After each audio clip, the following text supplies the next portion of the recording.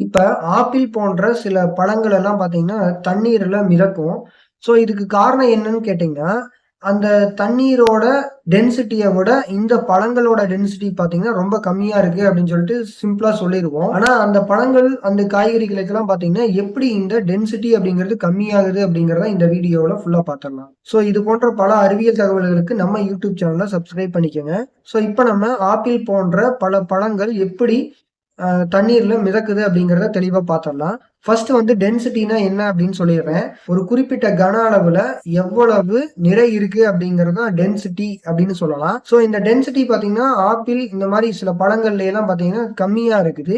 எப்படி கம்மியா இருக்கு அப்படின்னு கேட்டீங்கன்னா, அந்த பழங்களுக்குள்ள ஏர் பாக்கெட்ஸ் வந்து நெறைய இருக்குது. இந்த ஏர் பாக்கெட்ஸ்க்குள்ள ஏர் வந்து அதிகமா இருக்கிறதுனால, அந்த பழங்கள் எல்லாம் பார்த்தீங்க அப்படின்னா, தண்ணீர விட கம்மியான அடர்த்தியில இருக்குது.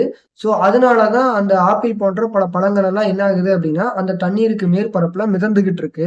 ஸோ, இந்த மாரி பழங்களோ, காய்கறிகளோ தண்ணீர்ல மிதக்குது அப்படின்னா, அதுல ஏர் பாக்கெட்ஸ் வந்து ரொம்ப அதிகமா இருக்கு அப்படிங்கிறது அர்த்தம். ஆனா, அதோட பண்பு பார்த்தீங்க அப்படின்னா, அது எவ்வளவு தூரம் பழுத்திருக்கு, அதே மாரி அது எவ்வளவு சைஸ்ல இருக்கு அப்படிங்கிறத பொறுத்து இருக்குது.